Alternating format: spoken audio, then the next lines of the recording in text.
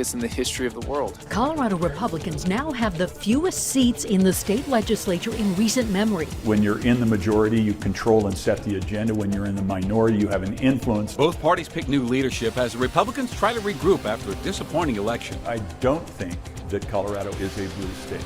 I think that Colorado is an unaffiliated voter state. And a Colorado congressional race still too close to call. Making changes to social studies in Colorado schools. The intention is to require representation in the standards across the state. State education leaders will determine what students learn in the classroom. I have never been taught anything LGBTQ or even Black history or people of color.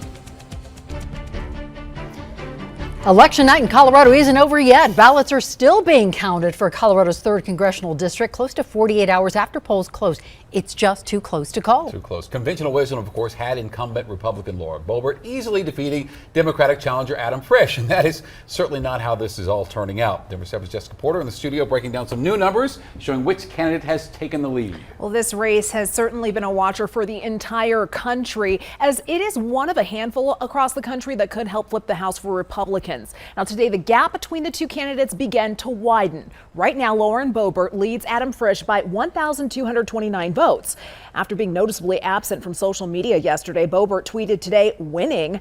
Frisch released a statement saying he remains confident and there are thousands of ballots from the military and overseas that have not been counted.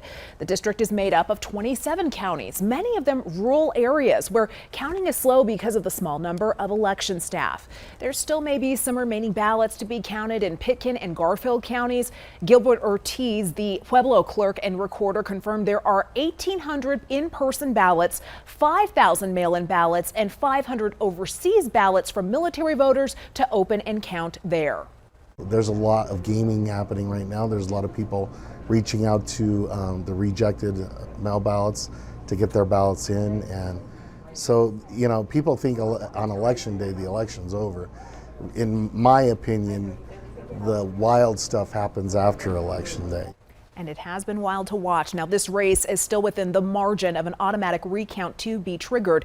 That happens when the results are within 0.5%. And in this race, that would be anything fewer than 1,500 votes separating Boebert and Frisch. So I will keep you updated as we expect another update on the ballot count this evening. Reporting live in the studio, Jessica Porter, Denver 7. All right. Thank you, Jessica. And Democrat Dr. Yadira Caraveo makes history in Colorado, representing our new 8th Congressional District. She will be the first Latina to represent Colorado in Congress. Caraveo, who's a pediatrician, says she will focus on health care and climate change while in Washington.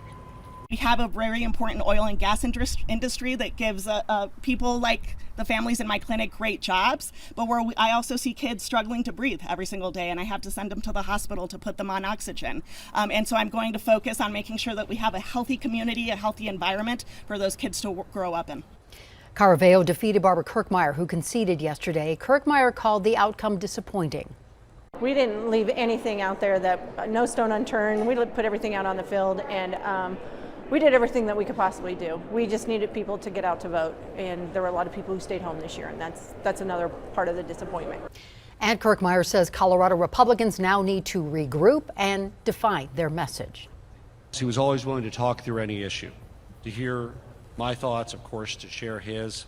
He listened and collaborated, worked with people to make Colorado a better place. Democrats and Republicans came together at the state capitol today to honor House Minority Leader Hugh McKean, who passed away suddenly from a heart attack 11 days ago. They remembered him for his infectious laugh, his ability to reach across the aisle and find compromise, and most of all, they said he made everyone he spoke with feel like he truly cared and often told people he loved them. His funeral will be Saturday. Now, McKean's unexpected loss leaves a large vacancy in the House Republican Party, and today Republicans came together to pick new leadership after a disappointing election day. Denver 7's Megan Lopez shows us how the party's trying to move forward. The election of leadership for the 74th General Assembly. In a room much smaller than Colorado House Republicans wanted or anticipated, they voted. I would like to nominate Representative Michael Lynch. After Tuesday's election and a trouncing by the Democratic Party, the GOP now holds the fewest number of seats in the chamber since 1937. I will tell you that we have learned that Colorado has turned a darker shade of blue. A reality Republicans tried to come to terms with on Thursday, with one member, Representative Richard Holtorf, comparing it to a battle. I will tell you, I think of the movie 300.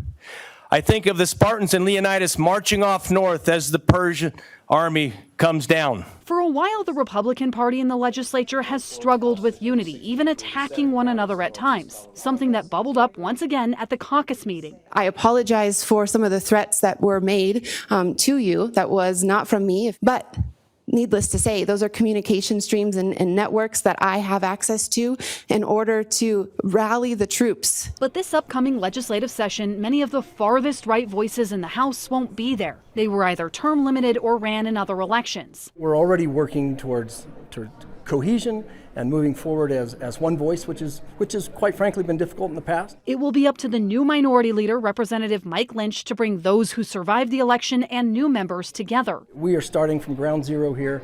I believe this is the lowest number we've had, so there's nowhere to go but up.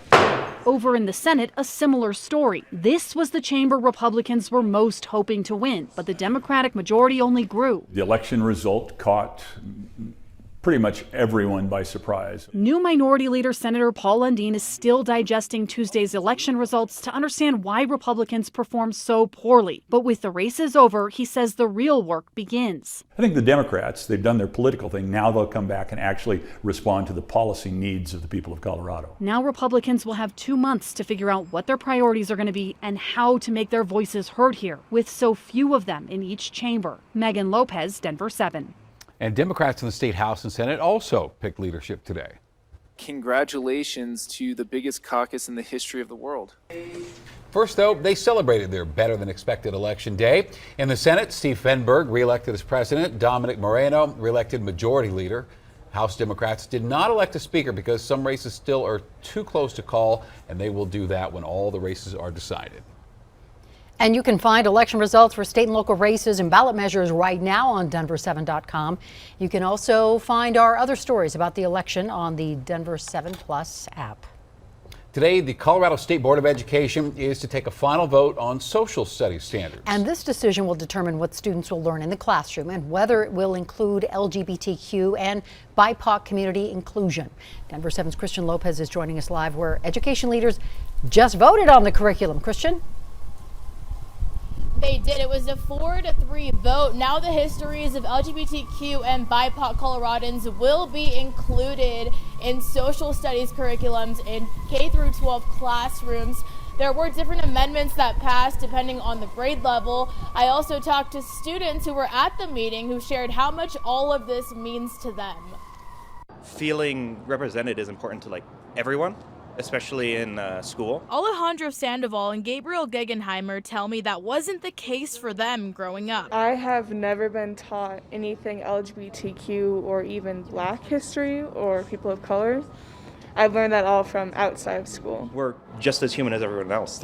Why should we not be taught about it in schools? They're now fighting for more inclusive social studies standards, which is in line with a 2019 Colorado law. It says all schools in the state of Colorado must include the histories and social contributions of a series of different racial, ethnic identities, as well as LGBTQ people. That law led to curriculum revisions in 2021 to align with those requirements, but it didn't last long after the board received complaints. They struck all mentions, almost all mentions of LGBTQ and then other BIPOC identities, so Black, Indigenous, Latine, Asian American, etc. Some argue it should be up to parents to decide when to teach children about LGBTQ issues. At the lower levels, it's not appropriate to bring in that particular topic. Alejandro and Gabriel say they'll continue setting an example for future generations. I think it's incredibly necessary for young people to be the ones who are raising their voices about these things, because if we don't, we just let teachers or parents talk for us. And it's we are capable, we're able to speak for ourselves. And this had been a hot button issue here for a while. Again, that final vote coming through this evening to include LGBTQ and BIPOC Coloradans in social studies curriculums in K through 12 classrooms. Now we know that this had been a hot button issue, and every 6 years here in Colorado, that is when there are revisions done to social studies standards.